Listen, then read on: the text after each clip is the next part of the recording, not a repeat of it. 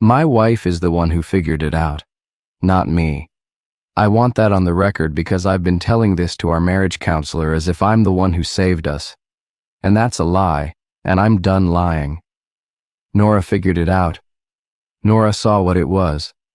And the only reason our daughters are alive is because Nora did something I still can't forgive her for, even though she was right. Especially because she was right. I also want to say this up front. I don't come out of this story looking good. If you're waiting for me to be the hero dad who throws himself in front of danger, you're going to be disappointed. What I did in that shelter was comply. What I did was go along. What I did was exactly what a nice, conflict-averse, middle management father of two does when authority tells him to sit down and follow the program, which is sit down and follow the program. My wife is the one who broke the rules. My wife is the one who got us out. And my wife is the one who hasn't been able to sleep in the same bed as me since October because she looked at me during the worst moment of her life and saw a man who was going to let it happen. We're in counseling. It's not going well. But that's not the story. The story is the shelter. The story is Hurricane Maren. The story is Okeechobee County, Florida, the first week of October 2025. And what happened inside the Basinger Road Community Center during the 41 hours we spent locked in there with 106 other people and the Kimballs family, who were the last ones through the doors before they sealed them shut. I need to back up. My name is Rob Linden. I'm 44. I sell commercial HVAC systems for a distributor based out of Fort Myers. Before that, I sold restaurant equipment. Before that, I sold copiers. I have a business degree from UCF that I'm still paying off, and a knack for making small talk with facilities managers, and an inability to fix anything in my own house, which Nora found. Charming in a pathetic kind of way. We live in Okeechobee, the town, which is the seat of Okeechobee County, which is the inland part of South Central Florida that tourists don't see, and most Floridians forget exists. No beaches, no theme parks, no nightlife, just cattle ranches and sugar cane and Lake Okeechobee itself, which is the big lake that sits in the middle of South Florida like a lens, and which, if you know your Florida history, is the thing that killed almost 3,000 people in the 1928 hurricane when the dike broke and the lake swallowed everything south of it. They rebuilt the dike, the Herbert Hoover Dike. The Army Corps of Engineers has been reinforcing it for decades, and it is, depending on who you ask, either perfectly safe or the single most dangerous piece of infrastructure in the United States. We don't think about the dike. You can't live in Okeechobee and think about the dike. It's like living in California and thinking about the San Andreas. You just put it in a box and you close the box and you go to work and you coach your daughter's softball team and you pay your mortgage and you don't open the box. Nora and I have two girls. Lily is 11, B is 7. Lily is serious and observant and has Nora's dark hair and my unfortunate nose. B is chaotic and joyful and is missing her 2 front teeth and calls everyone bro, including her teachers, including our pastor. I love my daughters the way every parent loves their daughters, which is to say incompletely and with terror, because you are always one bad day away from not being able to protect them. And you know it and they don't, and that asymmetry is the whole job. Hurricane Maren formed in the Western Caribbean on September 28th and spent 4 days doing the thing hurricanes do where they wobble around and the models diverge and the news talks about cones of uncertainty and everyone in Florida watches the spaghetti plots and either panics or doesn't. Nora wanted to evacuate on October 1st. I said, let's wait. Nora wanted to drive to her sister's in Tallahassee on October 2nd. I said the track was shifting, it might go to the Gulf side, let's wait. By October 3rd, the track had shifted back and Maren was a Category 4 aimed directly at the Lake Okeechobee region, and I-95 was a parking lot, and the Turnpike was a parking lot, and every gas station between Okeechobee and Orlando was dry, and Nora looked at me across the kitchen table with an expression I had never seen before and have seen many times since, and she said, "So we're staying." I said, We can go to the shelter. The Basinger Road Community Center was the designated hurricane shelter for our part of the county. It was a concrete block building about 4 miles west of town, built in 2014 with FEMA hardening funds, rated for Category 5 winds, equipped with a backup generator and a commercial kitchen and a capacity of 200 people. The county had been posting about it on social media for days. Bring your own bedding, bring medications, bring food for 72 hours. Pets allowed in a separate area. Doors open at 6 a.m. October 3rd. Doors close at 6 p.m. October 3rd or when the outer bands arrive, whichever comes first. We packed the car, sleeping bags, pillows, the cooler with sandwich stuff and juice boxes, Lily's book bag because she'd asked to bring homework which tells you everything about Lily, Bee's stuffed rabbit which she calls Lieutenant Bun, a first aid kit, our documents in a waterproof bag. Nora drove because I was on my phone trying to cancel a site visit in Naples and reschedule a quote for a dentist's office in Sebring and doing the math on whether my commission check would cover the deductible if we had roof damage, which is the kind of thing you think about during a hurricane when you're a man who sells HVAC systems and has a business degree from UCF and measures his life in quarterly numbers. We got to the shelter at 2:15 p.m. The parking lot was already full. We parked on the grass shoulder of Basinger Road and carried our stuff across the lot and into the building, and the first thing I noticed was the noise. 100+ people in a concrete room generates a sound that's not loud exactly, but dense. Layered voices, kids yelling, a baby crying, someone's phone playing a TikTok, the hum of the AC units working overtime against the heat of all those bodies. The smell was already building. Sweat, fast food, wet dog from the pet area, the industrial cleaner they use on the floors. Fluorescent lights everywhere, the kind that make everyone look slightly ill. A woman at a folding table just inside the doors checked our names against a list. Nora had registered us online the day before and handed us a wristband each, the paper kind, like at a hospital. She directed us toward the main hall, which was the big multi-purpose room in the center of the building, already filling up with cots and sleeping bags and folding chairs and families staking out territory the way people do in those situations, politely but firmly. We found a spot near the east wall, close to the hallway that led to the restrooms. Nora set up our sleeping bags. Lily sat down and opened her homework. Bee immediately found another 7-year-old, and they disappeared into the crowd like fish. I stood there holding the cooler and looking around the room and doing the thing I do, which is scanning for problems, not because I'm brave, but because I'm anxious, and anxious people scan. The room was roughly 80 by 100 feet. Cinder block walls, high ceiling with exposed steel trusses, fluorescent fixtures. The main doors, the ones we'd come in through, were at the north end. Double steel fire doors with crash bars.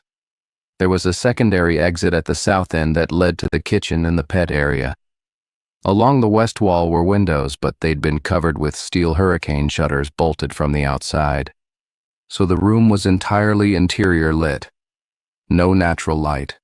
No way to see out. I noticed the staff. There were about 8 of them. County employees, I assumed, plus a couple of Red Cross volunteers in vests.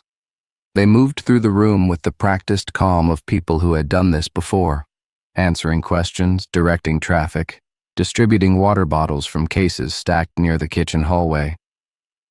The woman who seemed to be in charge was tall, mid-50s, black, with short gray hair and reading glasses on a chain. Her name tag said Cheryl Waits, Okeechobee County Emergency Management. She had a clipboard and a walkie-talkie, and she moved through the room like a floor nurse. Efficient, warm, watchful. At 4:30 p.m., Cheryl Waits got on a bullhorn and gave us the orientation. Welcome to the shelter. Here are the restrooms. Here is the kitchen. Meals at 7 p.m. and 7 a.m. First come, first served. Here is the pet area. Please keep animals leashed. The generator will kick on automatically if we lose power. Do not open the exterior doors for any reason once they are sealed. Do not attempt to leave the building until the all clear is issued by County Emergency Management. Stay calm, be kind to each other, and we'll get through this. Standard stuff. Nothing unusual. I was barely listening. I was watching B chase the other kid between the cots and thinking about the roof on our house, which I'd been meaning to get inspected since March, and wondering whether our insurance would cover water damage if I couldn't prove the roof was maintained, which it probably wouldn't, because insurance is a game designed to make you feel safe while retaining the legal right to abandon you. Then Cheryl Waits said one more thing. She said, "Doors close at 6 sharp tonight. After the doors close, we do head count. If your family came in together, stay together for head count. Staff will come around with a form. It's 1 page. Fill it out completely. Every member of your party, every name, every age. Don't leave anything blank. This is required by the county for shelter occupancy tracking." She paused. Then she said, "And I need everyone to understand something. When the doors close, they are closed. Whatever family comes through those doors last. And there's always a last one. There always is. They go through the same intake as everyone else. Wristbands, registration, head count form. But I'm going to ask y'all to give the last family some space. Let them get settled. Don't crowd them. Don't ask them a lot of questions. And if they seem confused or upset, or if they don't seem quite right to you, just leave them be. Staff will handle it. That's our job. Just give them room." She said this with the same practical, no-nonsense tone she'd used for everything else. The way you'd tell people where the fire extinguisher is. Nobody reacted. A few people nodded. Nora glanced at me. I shrugged. At 5:48 p.m., the wind started. Not the hurricane itself. The outer bands. The sound on the steel roof was sudden and huge, a roaring hiss that dropped the room to silence for about 3 seconds before the kids started crying and the volume rebuilt. Rain followed, not gradually but all at once, a wall of water that hit the building like a wave. You could feel the pressure change in your ears. At 5:55 p.m., a family came in through the main doors. A man, a woman, and 3 kids. A teenage boy, a girl who looked about Lily's age, and a younger boy. They were soaked. They were carrying garbage bags full of belongings. The man was heavy-set, white, beard, baseball cap, work boots. The woman was thin, blonde, wearing a Publix polo shirt like she'd come straight from a shift. The teenage boy had headphones around his neck and was staring at his phone. The girl was holding the younger boy's hand. A staff member intercepted them. Wristbands, registration. They were directed toward the last open space on the south side of the room. The woman was shaking. Not crying, just vibrating. The full-body tremor of adrenaline and relief. The man was talking to the staff member, gesturing back toward the doors, saying something about their truck and a tree on 441 and how they almost didn't make it. At 6 p.m. exactly, 2 staff members closed the main doors. They slid a steel crossbar through the handles. Not a standard lock, something heavier, something that had been installed specifically for this purpose. The sound it made was industrial, final, the kind of sound that exists at the border between safety and confinement. At 6:04 p.m., the last family came through the doors. I need to describe this carefully because the details matter, and because I didn't notice all of them at the time. What I noticed at the time was, the doors opened when they shouldn't have, because the crossbar was already in place. I saw it go in. I watched the staff members lock it. And then 4 minutes later the doors opened inward, smoothly, and a family walked in. And the crossbar was somehow on the floor, leaning against the wall. And no one on staff seemed alarmed by this. The family was a man, a woman, a boy, and a girl. The man was tall, lean, tanned, wearing a clean white button-down shirt with the sleeves rolled up. The woman was the same height as him, which was unusual.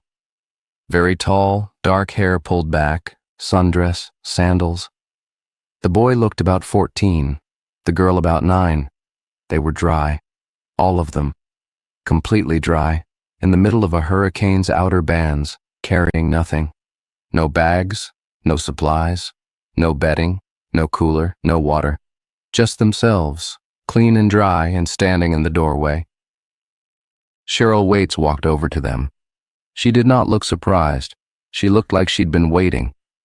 I watched her speak to the man. I couldn't hear what she said over the noise of the room, but I saw her hand him wristbands. 4 of them. And I saw him put his on, and then put one on his wife, and then hand 2 to the kids, and I saw the kids put them on, and I saw the whole thing, and it was smooth and natural, and nothing about it was wrong except that it was entirely wrong. The crossbar was back in the door handles. I didn't see anyone put it back. Cheryl got on the bullhorn. Doors are sealed. Last family is in. Head count starts now. Staff will be coming around with forms. Please have every member of your party present and accounted for. A staff member came to us. She was young, 20s, red hair in a ponytail, Red Cross vest. She handed Nora a form on a clipboard. Nora filled it out. I watched her write our names. Robert Linden, 44. Nora Linden, 41. Lily Linden, 11. Beatrice Linden, 7. She handed it back. The girl collected it and moved on. Meanwhile, the last family. I learned later their name was Kimballs, had settled into a spot on the south end of the room near the kitchen hallway. They sat close together on the floor, no cots, no sleeping bags.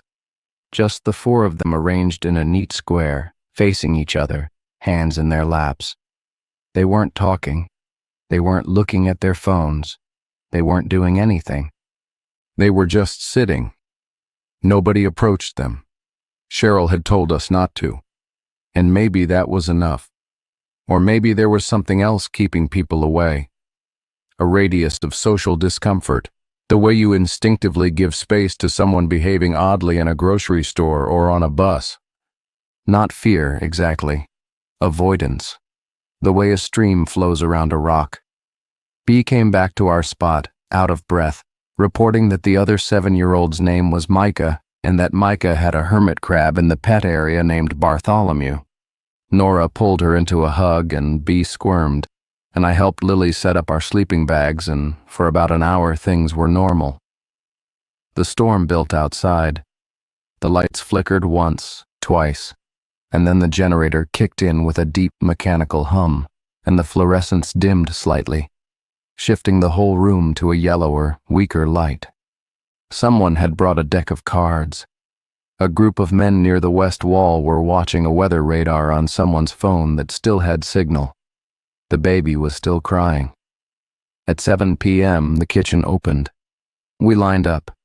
Sloppy joes, canned corn, white bread, water bottles, and for the kids, animal crackers in the little boxes. B was thrilled. Lily ate with the careful precision of a child who suspects she's being observed. Nora and I sat with our trays on our sleeping bags and ate and didn't talk much, because talking required addressing the thing between us. The fact that we were here because of me, because I'd waited too long, because I'd done the math instead of listening to my wife. And we both knew the conversation was coming, but were content to let the storm keep it at bay for now. The Kimballs didn't eat. I noticed because the line passed right by them, and none of them got up. The man, Mr. Kimball, I guess, sat in his clean white shirt with his hands folded and his face pleasant and blank. The woman sat the same way. The kids sat the same way. 4 people sitting on a floor in the middle of a crowded, chaotic, noisy shelter, perfectly still, perfectly composed, not eating, not talking, not uncomfortable. At about 8:30, I went to the restroom. The hallway to the restrooms passed along the south wall. close to where the Kimballs were sitting. As I walked by, the boy, the 14-year-old, looked up at me. He looked directly at me, and he smiled. It was a normal smile. That's what I want to emphasize. It was the smile of a polite teenage boy acknowledging an adult walking past. It was, by every measurable standard, a completely normal human smile. But I had been smiling at facilities managers and dentists and restaurant owners for 20 years.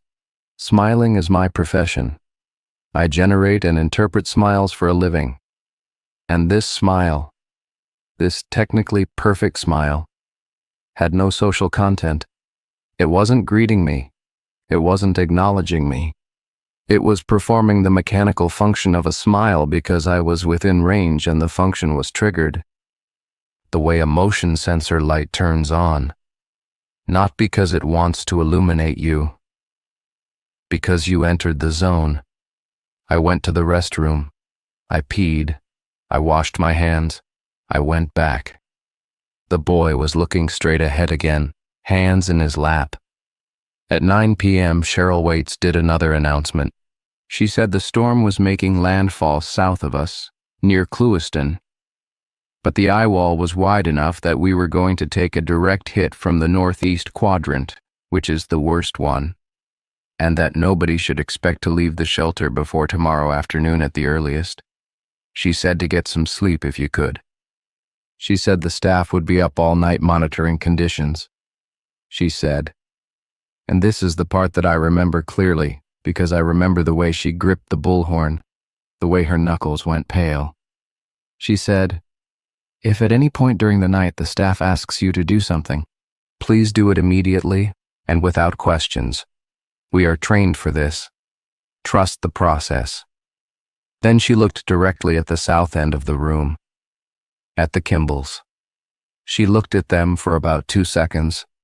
Then she turned and walked into the kitchen area and didn't come back for an hour. At 10 p.m., the lights went out. Not a power failure. An intentional lights out. A staff member walked the room and turned off the overheads one bank at a time, leaving only the emergency exit signs and a few battery-powered lanterns placed at intervals. The room went from institutional fluorescent to a dim, reddish, cave-like murk. The storm was fully on us now. The sound was extraordinary. A sustained layered roar that wasn't just wind and rain but debris. Pieces of the world outside being picked up and thrown against the building. Impacts that shuddered through the walls at irregular intervals like a giant testing the concrete with its fists. People settled. Kids whimpered and were shushed. Cots creaked. Phones glowed in the dark like scattered coals. Nora was on her sleeping bag with Bea curled against her and Lily on her other side reading by phone light. I lay on my back and stared at the steel trusses overhead and listened to the storm, and did not sleep. At 11:40 p.m., I felt Nora's hand on my arm. Her grip was tight. I turned my head. She was propped up on one elbow, looking past me, toward the south end of the room. "Rob," she whispered, "look at them." I looked. The Kimballs were standing, all 4 of them on their feet, in the dark, in their little space on the south side, standing in the same square formation they'd been sitting in, facing each other, not moving. No, that's not right. They were moving. But the movement was so slow it took me 30 seconds of staring to detect it.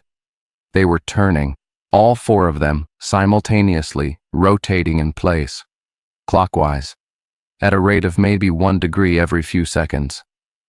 A movement so gradual that if you glanced at them you'd see 4 people standing still, but if you watched, you'd see them turning, synchronized like the hour hand of a clock. "What the hell?" I whispered. "They've been doing it for 10 minutes, Nora said. "I've been watching. Maybe they're praying, some kind of..." "They're rotating, Rob." "I know." "All of them. At the same speed. Including the 9-year-old. I watched. The man's clean white shirt was luminous in the dim light. The woman's sundress moved slightly with each micro-rotation. A faint swish, The children's faces were obscured, but their bodies were moving with the same mechanical precision. I thought of the boy's smile. Motion sensor. Should we tell someone? I said. Tell them what? Those people are standing weird? She was right. There was nothing to report. People cope with stress in all kinds of ways. Maybe they were doing some kind of group meditation. Maybe they were religious. Maybe they were just strange. Being strange in an evacuation shelter is not an emergency. But Nora kept watching. And at some point I fell asleep, because the next thing I knew it was 2 a.m. and Nora was shaking me awake again, and her face was different now. Not curious, not wary, but afraid. Rob, the form. What? The headcount form, the one the Red Cross girl collected. Did you see what was on it? Our names, our ages. What? No. The whole form. Did you read the whole thing? I hadn't. Nora had filled it out. I'd watched her write our names and that was it. There were instructions at the top, Nora said. Her voice was barely audible under the storm. In bold. I didn't think about them at the time because it sounded like bureaucratic stuff. But Rob, I've been lying here going over it, and the wording was wrong. What did it say? It said, list all members of your party, include full legal names and exact ages. In the event that your party is approached by another party seeking to merge or combine for headcount purposes, do not agree. Each party must remain as registered. Do not add members. Do not subtract members. If your count changes for any reason, notify staff immediately. Do not attempt to correct the count yourself. I stared at her. Rob, it said. The last party through the doors will be verified by staff. Verified parties are marked with a blue stamp on the back of the left wristband. If any person in the shelter asks you to check their wristband and it does not have a blue stamp, do not engage. Move to the nearest staff member. Do not tell the person why. I didn't read any of that. I know you didn't read it. You never read anything. I'm telling you what it said. I turned over my wrist. Orange paper wristband. I twisted it to see the back. A small blue circle stamped in ink. I checked Nora's. Blue stamp. Lily's. Blue stamp. Bees. Blue stamp. The Kimballs, I said. I can't see from here, but Rob, the form also said something else, at the bottom, below where you write the names. What? Nora closed her eyes. She was reciting from memory now, and her memory is better than mine, has always been better, and that's not a compliment. That's a fact that has shaped our marriage in ways I'm only now beginning to understand. It said, note, the final party registered may include members who were not present at intake. If your party observes the final registered party gaining or losing members between headcounts, this is expected. Do not intervene. Do not count them yourself. Staff will manage all verification. Your responsibility is your own count. Keep your count stable. Do not let it change. Gaining or losing members? What does that? I don't know what it means, Rob, but those people came in dry in the middle of a hurricane with no supplies, and they haven't eaten or spoken, and right now they're standing in the dark, spinning in a circle, and the form specifically told us not to count them, and I want to leave. We can't leave. The doors are... I know the doors are barred. I'm saying I want to leave. I'm telling you what I want. And I said, Nora, it's a hurricane. We are in the safest building in the county. Whatever is going on with that family is not our problem. Cheryl said staff would handle it. The form said staff would handle it. We need to stay in our sleeping bags and keep our count stable and wait for the all clear. Nora looked at me. And that was the look. The one I mentioned at the beginning. The one I've been seeing in counseling. It was the look of a woman realizing that her husband's primary instinct in the face of danger is compliance. Not fight, not flight. Compliance. Fill out the form. Stay in the sleeping bag. Trust the process. Let staff handle it. She didn't say anything. She lay back down. She pulled B closer. I lay back down. I did not sleep. At 3 a.m., the first head count happened. 2 staff members moved through the room with clipboards and flashlights, counting bodies, checking wristbands. They were quiet and efficient. They came to our spot. One of them, a man I hadn't seen before, middle-aged county employee polo shirt, deeply tired-faced, leaned down and counted us. 1, 2, 3, 4. He checked our wristbands. He moved on. I watched them work the room. They counted every group. They checked every band. They were thorough. And when they got to the south end, to the Kimballs, I propped myself up to watch. The Kimballs were sitting again, their square formation, hands in laps. The staff member counted them. I saw his lips move. I saw him stop. I saw him count again. He said something to the other staff member. She came over. They counted together. They conferred. One of them got on a walkie-talkie. Cheryl Waits appeared from the kitchen. She walked to the Kimballs. She counted. She wrote something on her clipboard. She spoke to the Kimballs. To the man specifically. I couldn't hear what she said. The man nodded. His face was pleasant and blank. Cheryl walked back toward the kitchen. As she passed our row, I sat up and caught her arm. She stopped, looked down at me. Up close, her eyes were bloodshot and her jaw was set in a way that communicated something beyond tiredness. "Is everything okay?" I asked. "Everything's fine, Mr. Linden. Get some rest." "How many are there in that family?" Cheryl Waits looked at me for a long moment. Then she said quietly, 4. There are 4. You counted twice. Standard procedure. Get some rest. She walked away. I lay down. Nora was awake beside me. She'd heard everything. "There aren't 4, she whispered. Cheryl said, "I've been watching them since you fell asleep. There were 4 when they came in. Then there were 4 standing and turning. But when they sat down again, there were 5.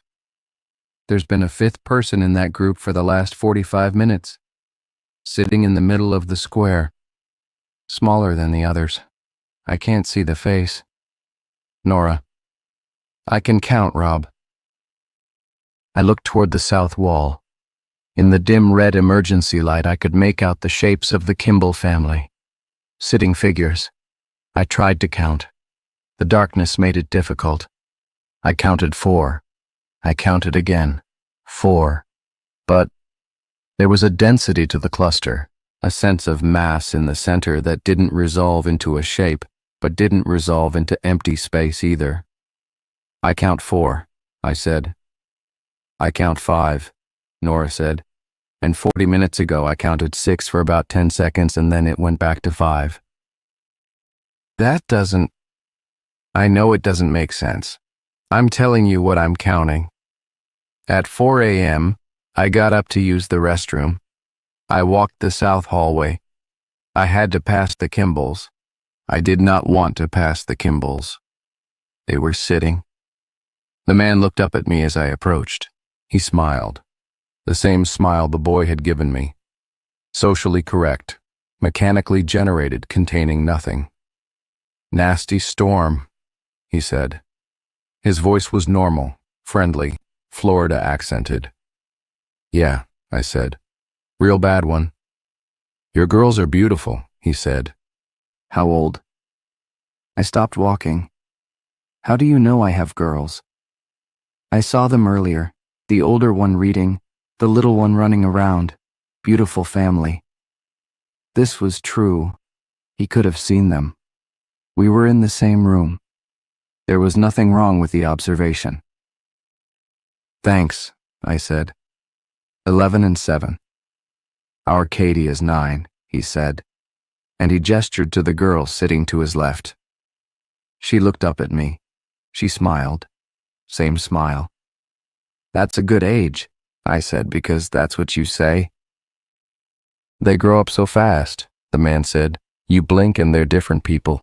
You blink and there's more of them than you remember." I didn't respond to that. I went to the restroom. I stood at the sink and I looked at my face in the mirror and I ran the water and I said to myself, he's just a dad making small talk. That last sentence was just the dumb stuff parents say. You're letting Nora spook you. When I came back, Nora was sitting up. Her face was white. 5, she said. There are definitely 5 now. The 5th one is between the woman and the boy. It's small. I think it's a child, Rob. I think there's another child that wasn't there before. I'm going to talk to Cheryl. Don't. Why?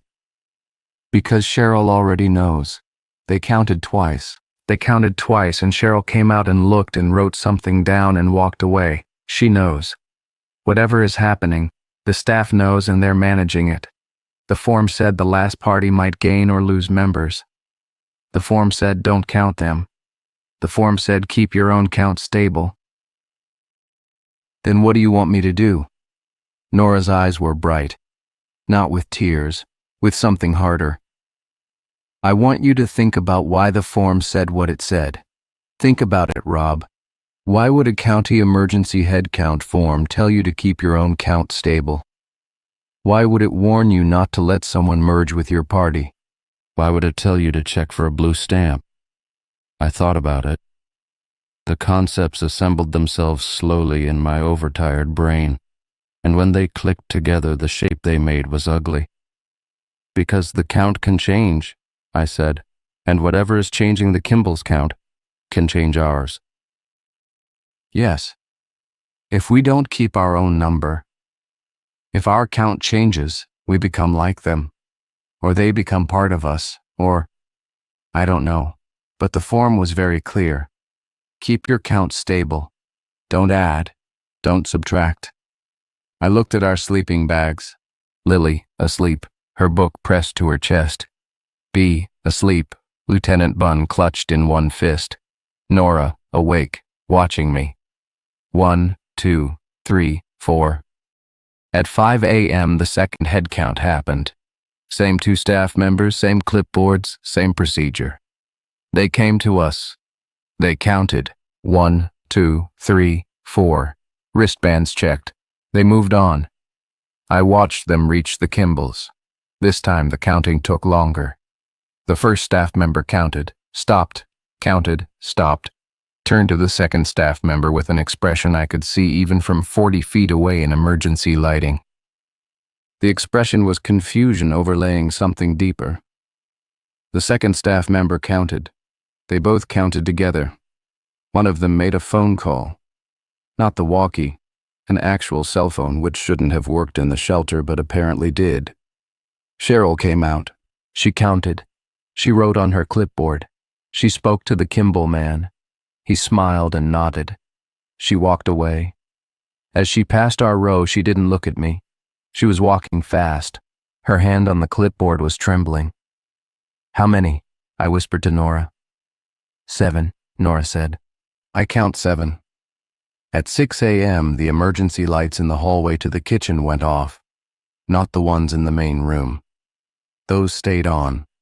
But the hallway went dark, and from the darkness came a sound that made the hair on my arms stand up. It was a child laughing. Not creepy, not distorted, not horror movie. A normal child's laugh, bright and uncontrolled. The kind of laugh Bee makes when you tickle her feet.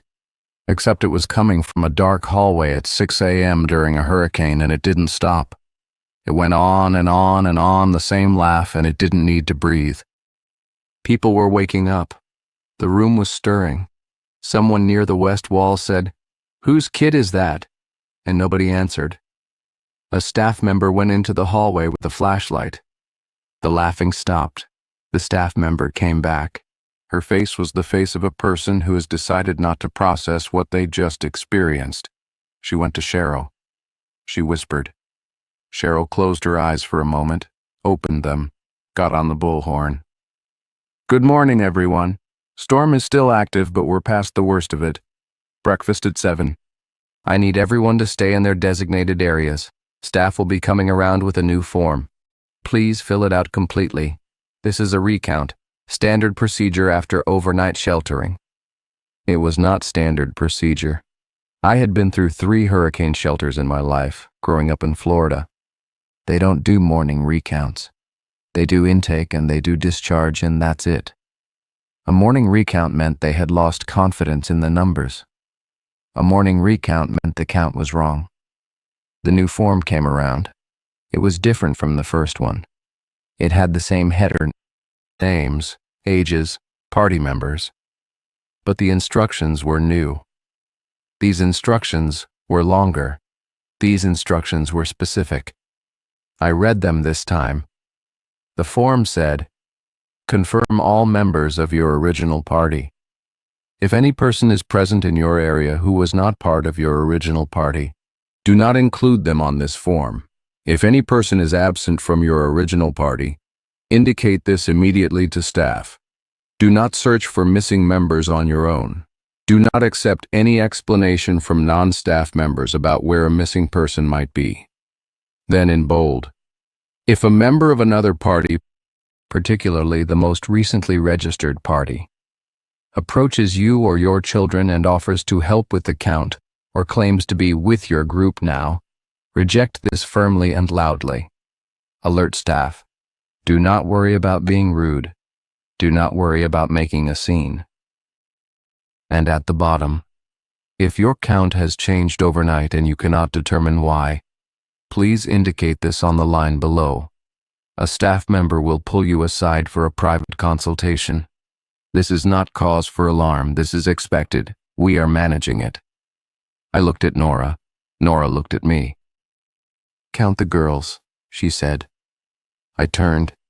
Lily on her sleeping bag, awake, reading. B curled up, still asleep. Lieutenant Bunn. 2. 2 girls. 2 of mine. But on the edge of our area, sitting on the floor about 4 feet from B's sleeping bag, facing away from us, was a child I had never seen before. A boy, maybe 5 years old, wearing a clean white t-shirt and shorts, sitting perfectly still, hands in his lap. My stomach dropped so hard I thought I was going to vomit. Rob, Nora said. She had already seen him. She'd been watching him. He's been there since about 4:30. I've been waiting for you to notice. Who is he? I don't know. Is he one of the... I don't know, but he's in our space. He's inside our area. And if the staff comes to recount and they count him with us, our number goes from 4 to 5. I stood up. The boy didn't react. I walked around to face him. He looked up at me. He had light brown hair and blue eyes and freckles, and he looked like a completely normal 5-year-old American boy. And he smiled at me, and the smile was the Kimballs smile. The motion sensor smile.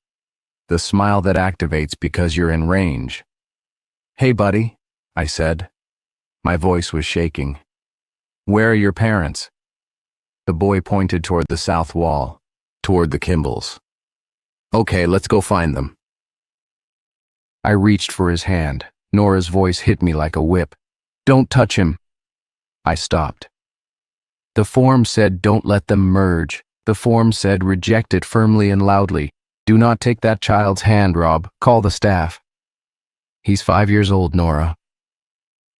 He's not 5 years old. He's not any years old. He wasn't here last night. He wasn't here an hour ago. He appeared, the way the 5th and 6th and 7th Kimball appeared. He's a new one and he's in our space, and if you touch him, he's ours. You don't know that. I know what the form says. I know what my gut says.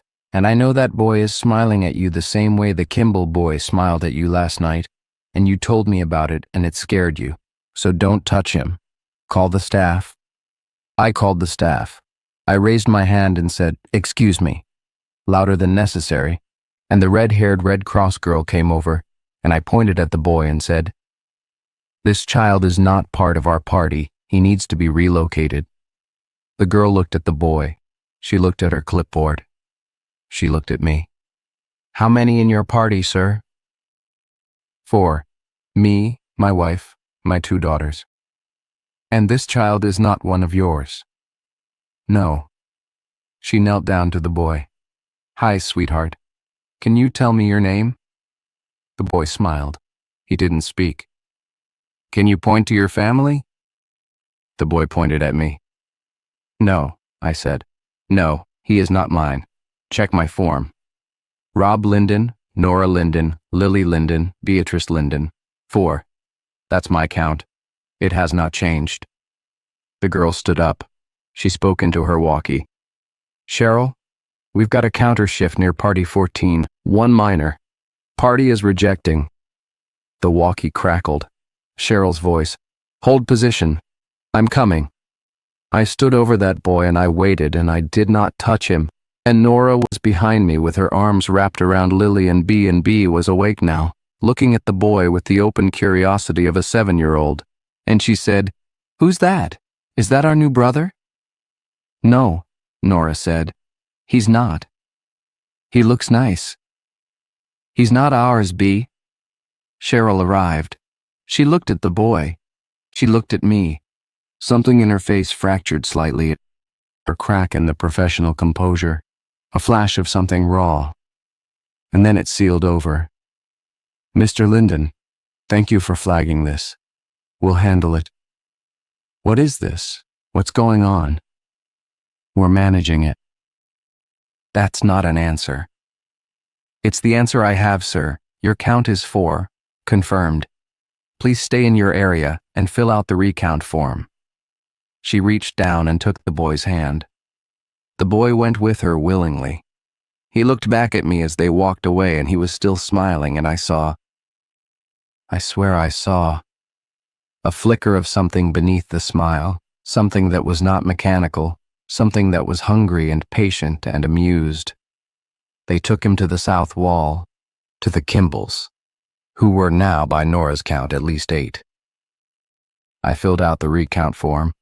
Robert Linden, 44, Nora Linden, 41, Lily Linden, 11, Beatrice Linden, 7, 4. Our number is 4. Our number has not changed. At 7:30, I did something I'm not proud of. I went looking for answers, not from Cheryl. Cheryl was a wall. I went to the heavyset man with the beard who'd come in just before the Kimballs, the second to last family. He was sitting on a cot near the west wall, drinking coffee, looking wrecked. Hey, I said. I'm Rob. You guys came in right before 6 last night? He looked at me warily. Yeah, got stuck on 441. Tree came down. Thought we weren't going to make it. You see the family that came in after you? The Kimballs? His face changed. The wariness deepened into something else. Yeah. You notice anything weird about them? He set his coffee down. He glanced around. Then he leaned in and said, My wife counted 9 of them this morning. 9. I counted 4 last night. My wife says 9. Did you report it? Report what? Hey, excuse me, that family keeps getting bigger. They'd look at me like I was crazy. The form said a lot of things that shouldn't be on a county headcount form. My wife thinks it's a drill, some kind of emergency preparedness exercise, FEMA testing community response to psychological stress or something. Do you think that? He picked up his coffee, drank, set it down. I think that family came into this building dry in the middle of a Cat 4 hurricane, and they haven't eaten or slept or spoken to anyone except staff. And this morning there's a kid I've never seen sitting 2 feet from my youngest daughter, and my wife is sitting on our cot crying because she's got 3 kids, and she counted 4 on our sleeping bags at 5 a.m., and one of them wasn't hers, and she doesn't know which one. My blood went cold.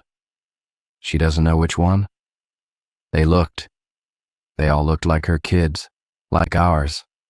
3 blonde heads on 3 sleeping bags, and then 4 blonde heads on 3 sleeping bags, and my wife couldn't tell which one was extra.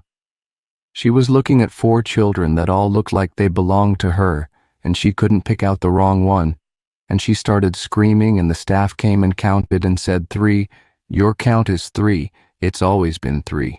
And my wife said 4, I just saw 4, and they said 3, ma'am, here's your form, 3 names, 3 ages, 3 is your number. Did they find the extra one? They said there was no extra one. But your wife. My wife knows what she saw, but the staff says 3, and the form says 3. And my wife is sitting over there right now counting our kids every 30 seconds because she's afraid that if she stops counting, the number will change while she's not looking. I went back to Nora. I told her. She listened with the focus of a woman who has been right about everything for 12 hours and is no longer interested in being diplomatic about it. We're leaving, she said. The doors are barred. The storm has been dying for 2 hours. Listen. I listened. She was right. The roar had diminished. The impacts had stopped. The rain was still heavy, but the wind had dropped from apocalyptic to merely severe. We were past the worst. The doors are barred from the inside, Rob. The crossbar. We can move it. We can open the doors and walk out. Cheryl said. Cheryl is managing a situation she doesn't fully control using forms and head counts and a bullhorn.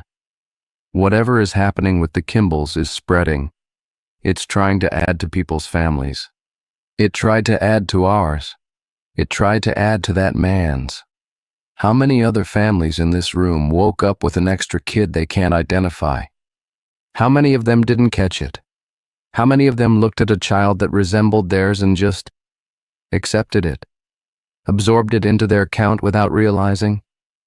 I looked around the room. 106 people.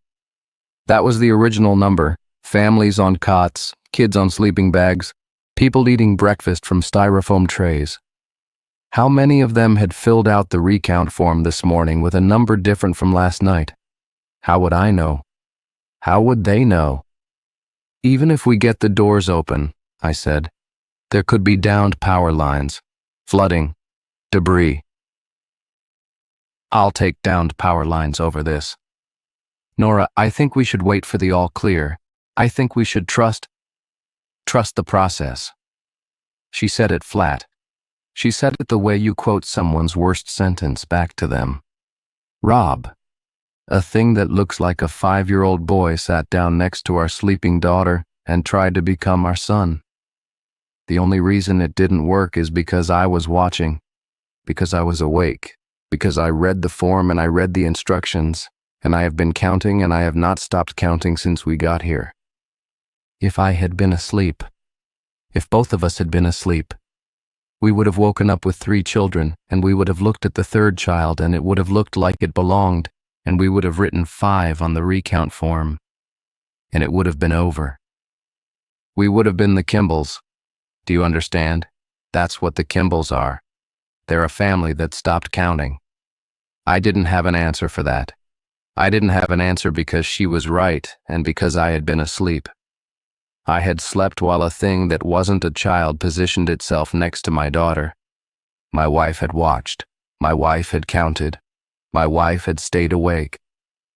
Get the girls up, she said. Pack the bags. We're going to the doors. If the staff stops us, then I will make the biggest, loudest scene this shelter has ever seen. I will scream until everyone in this room is looking at me, and then I will point at the Kimballs and I will say, count them. Because right now, nobody is counting them. The form says don't count them.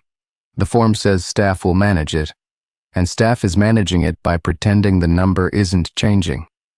So either the staff is incompetent, or the staff is complicit. And either way, I am taking my family out of this building. I packed the bags. I woke the girls. Lily looked at me with her serious Nora eyes and said, "Are we leaving?" And I said, "Yes." B said, "What about Micah and Bartholomew?"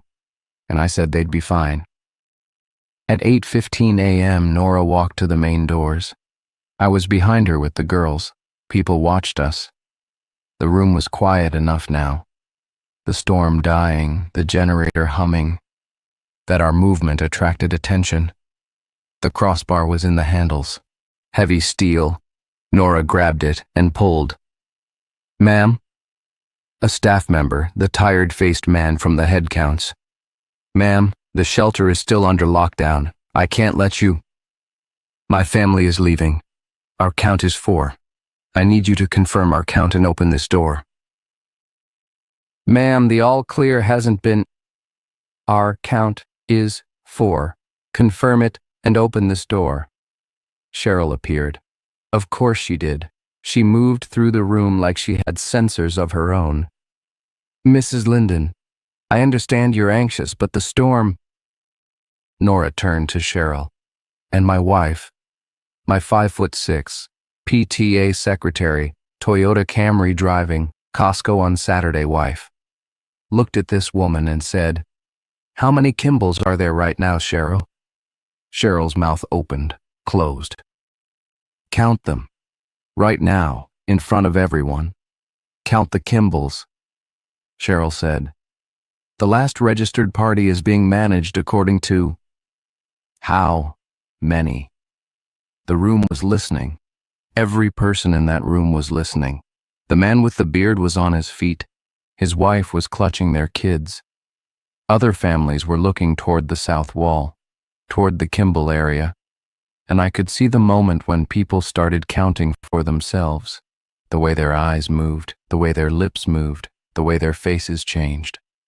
The Kimballs, the man in the white shirt, the woman in the sundress, the boy, the girl, and others, sitting among them, around them, seamlessly integrated like extra place settings at a table. More children, more adults.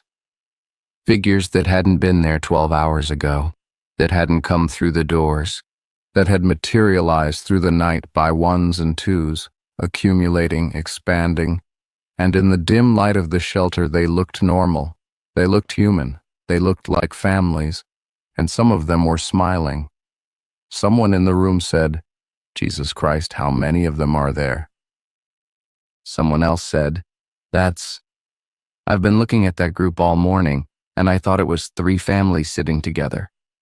Someone else said, "That's not 3 families. Look at them. They're all doing the same thing.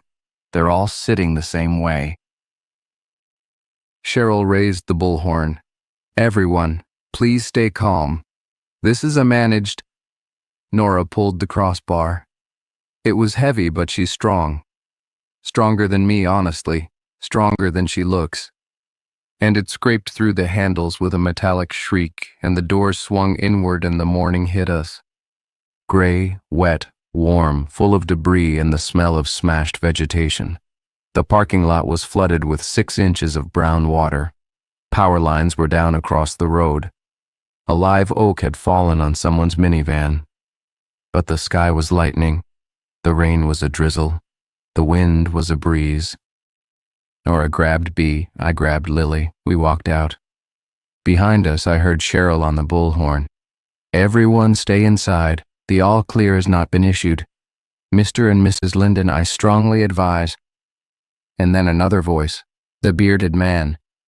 "We're leaving too. Count us. We're 5. No, 3. We're 3. We've always been 3. And then more voices, more movement.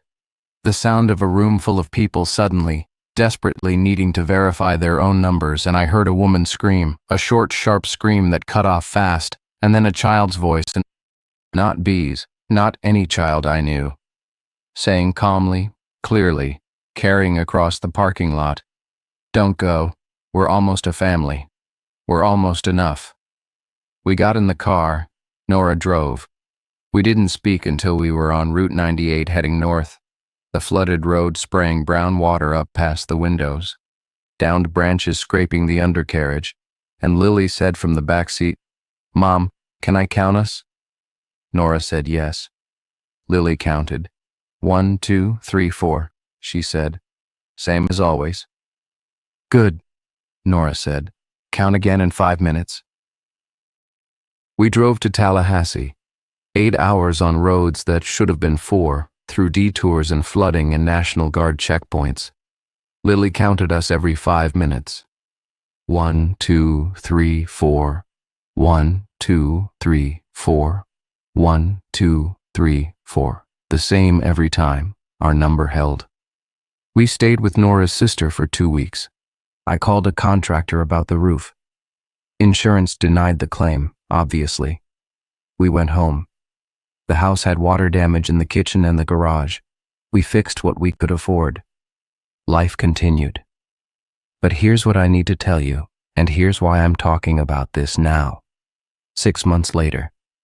Sitting in a marriage counselor's office in Okeechobee, while Nora is in the waiting room because she can't be in the same room as me for more than 50 minutes at a time. I went back to the shelter. 3 weeks after the storm. The Basinger Road Community Center was open again, back to being a community center. And I went there on a Thursday afternoon and I asked to speak to Cheryl Waits. Cheryl was at her desk in the emergency management office. She looked at me and she knew exactly who I was, and she was not happy to see me. I asked her how many people were in the shelter when the all clear was finally issued on the afternoon of October 4th. She said, 114. We started with 106. Registration numbers fluctuate during extended shelter events. People arrive late, people. Nobody arrived late. The doors were sealed. You sealed them yourself. Mr. Linden? How many Kimballs were there when you opened the doors? Cheryl looked at me for a long time. Then she opened a drawer. She took out a form. She put it on the desk between us. It was the Headcount Recount form from the morning of October 4th. The final one. The Kimball line. Party 19, last registered. Had a number written in Cheryl's handwriting. 4. 4, she said. Same as when they arrived. 1 man, 1 woman, 1 boy, 1 girl. They signed out at 2:15 p.m. on October 4th. They got in their car and they drove away. Their count was 4. That's not possible. We all saw there were at least. Their count was 4 when they left, Mr. Linden. That number is accurate. Then where did the extras go? Cheryl closed the drawer. The extras were absorbed. That's what happens. The count normalizes. The additional members don't leave, Mr. Linden, because they were never separate. They integrate into the existing parties. Permanently. The host family's memory adjusts. Their paperwork adjusts. It's seamless. By the time the doors opened, every family in that shelter had exactly the number they were supposed to have, according to the forms, according to their own memory, according to every piece of documentation we have. Except us. Except your family. And 1 other family. Because your wife raised the alarm and provoked a mass count and 3 families left early, and 2 of those 3 were still carrying their original numbers. The rest have an extra member they don't remember gaining. The rest have the families they've always had, Mr. Linden, as far as they know, as far as anyone can prove. Then how do you know? How do you know the number changed? Cheryl Waits leaned back in her chair. She took off her glasses. She rubbed her eyes with both hands, and she said, Because I've been running shelters in this county for 22 years, and the last family through the doors is always the Kimballs. The name changes, the faces change, the number they arrive with changes, but the pattern is the same. They come in last, they come in clean, they come in with nothing. And by morning there are more of them than there were, and by afternoon there aren't, because the extras have found homes. Families that absorbed 1 or 2 extras during the night and woke up thinking that's how it's always been. Kids who gained a sibling. Parents who now have a child they can't quite remember being born. And you let it happen. I manage it. I've tried to stop it. The forms, the stamps, the instructions. I designed all of that. The blue stamps were my idea. The language about keeping your count stable. That was years of trial and error. And it helps. It used to be worse. Before the forms, before the protocols, the absorption rate was 80–90% of families. Now it's lower, 20–25%. The forms give people a framework, a reason to count, to verify, to resist. But I can't stop it completely. And the ones who don't read the forms, or don't take them seriously, or fall asleep at the wrong time, they get a new family member. They get a new family member. And the new family member, what is it? What are they? They're people, Mr. Linden, as far as anyone can tell. They eat, they sleep, they go to school, they grow up, they get jobs. They have memories that fit. They have birth certificates that exist. I've checked. Whatever they are, they're thorough. They're not monsters. They're not demons. They're just additional.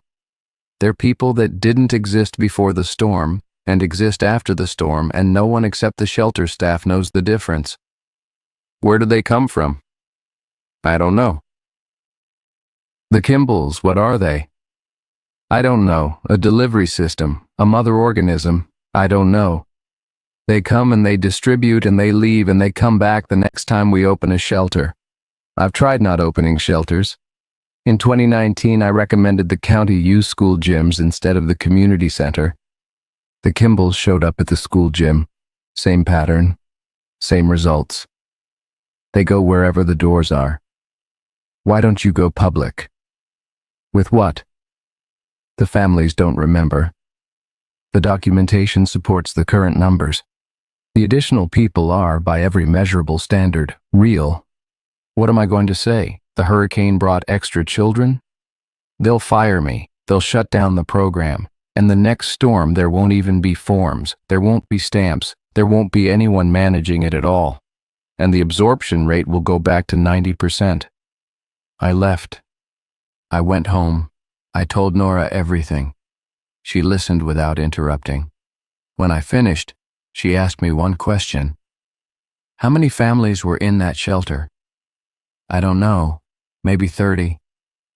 And 25% of them absorbed an extra member. According to Cheryl, 7 or 8 families. So there are 7 or 8 people walking around Okeechobee County right now who didn't exist before October 3rd. Yes. And this has been happening for 22 years. At least. At every hurricane. At every shelter event. Nora did the math before I did, because she always does the math before I do. 22 years. Florida averages a shelter-level storm event every 1 to 2 years. Call it 15 events in 22 years, 7 or 8 extra people per event. That's over 100 people.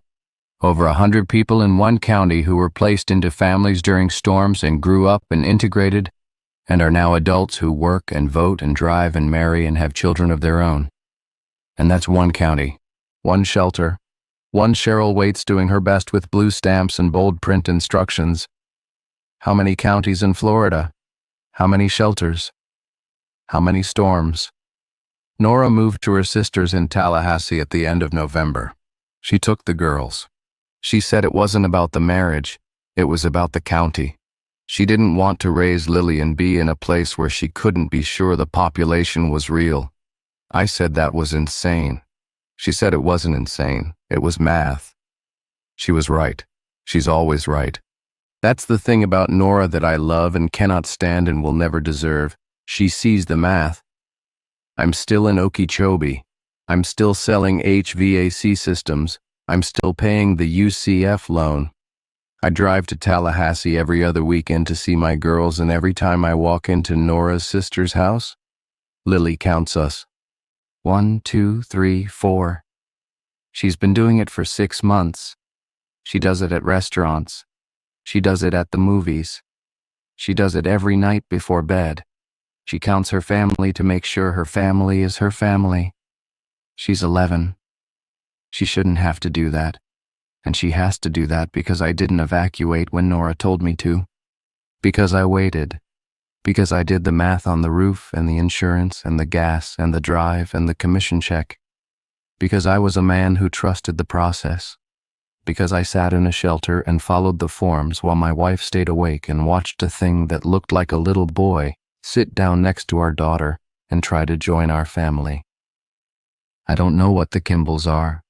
I don't know where the extra people come from. I don't know if Cheryl is right that they're harmless once integrated, or if she just says that because the alternative is a horror she can't administer with a clipboard. I don't know if the 100+ people who were placed into Okeechobee families over the last 2 decades are living normal lives, or are dormant, or are waiting, or are replicating further on their own, making their own families, having their own children, populating the county with a second parallel lineage that no one can trace because the records adjusted to accommodate them. I know this. Hurricane season starts in June. I know there will be storms. I know shelters will open. I know the last family through the doors will be clean and dry and carrying nothing, and that by morning the count in that shelter will be wrong, and that most people won't notice because they didn't read the form and they fell asleep and they woke up with a number that felt right, even though it wasn't. And I know that my wife figured it out and I didn't. And I know that when the moment came, my wife pulled the crossbar and I stood behind her holding a bag. And I know that our daughters are alive and correctly ours because of her.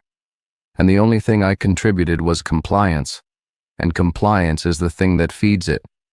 Compliance is the mechanism. It doesn't need claws or teeth or supernatural force. It just needs people who trust the process. People who fill out the form and go back to sleep. People like me.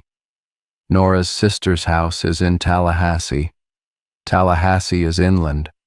Tallahassee doesn't get direct hurricane hits. There are no shelters. I asked Nora last weekend if she'd ever come back to Okeechobee. She said she'd think about it. Then Lily counted us 1, 2, 3, 4. And Nora looked at me and said, "You should come here. You should leave that place." She's right. She's probably right. But there's a part of me, and this is the part I talk about in counseling and Nora doesn't want to hear about, and the counselor says I need to sit with. There's a part of me that thinks about the families who didn't catch it, the families who woke up with 5 instead of 4 or 3 instead of 2, and didn't notice. And I think about the new member, the extra one, sitting at their breakfast table, enrolled in their school, wearing their clothes, calling their parents mom and dad. And I think, is that person suffering? Are they aware of what they are? Do they know they weren't there before the storm? Do they go to bed at night in a house they materialized into and wonder why it feels both perfectly right and slightly wrong, the way a word looks strange when you stare at it too long? Are they lonely? That's the thought I can't shake. That somewhere in Okeechobee right now, there's a 10-year-old kid sitting in a classroom who didn't exist 11 months ago, who was pressed into a family during a hurricane by a process that neither of us understands. And that kid is going through the motions of a life that was written for them overnight. And they might not know it. And they might be fine. And they might be happy. And they might also, in some deep and inaccessible part of whatever they are, be screaming. And if I leave Okeechobee, who counts them? Nora would say that's exactly the kind of thinking that keeps me stuck. Nora would say that's compliance wearing the mask of compassion. Nora would say, I'm looking for a reason to stay in the system because the system is the only place I've ever felt useful. And the system is what almost consumed us. She'd be right. She's always right. 1, 2, 3, 4. That's my family. That's my count. I'm going to hold it. But on nights when the weather forecast shows a tropical system in the Caribbean, wobbling, deciding, choosing its path through the warm water toward the peninsula, I lie in bed in my house in Okeechobee and I count the rooms. I count the doors. I count the windows. And sometimes, right before I fall asleep, the count is wrong. One more room than there should be. One more door than I remember. As if the house is growing. As if something is being added, slowly, gradually, while I'm not quite looking. As if the integration isn't limited to people. As if whatever comes through the shelter doors during storms doesn't just add children and parents and siblings. It adds rooms. It adds streets. It adds neighborhoods. It adds to the world itself, expanding it by small, imperceptible increments. And we don't notice because the records adjust and the memories adjust and the maps adjust. And by morning there have always been 12 houses on my block, even though last year there were 11. Count your family tonight. Count the rooms in your house. Count the houses on your block. And if the number is different from what you remember, if there's one more than there should be, don't try to figure out which one is new. You won't be able to tell. That's the whole point. You were never meant to tell.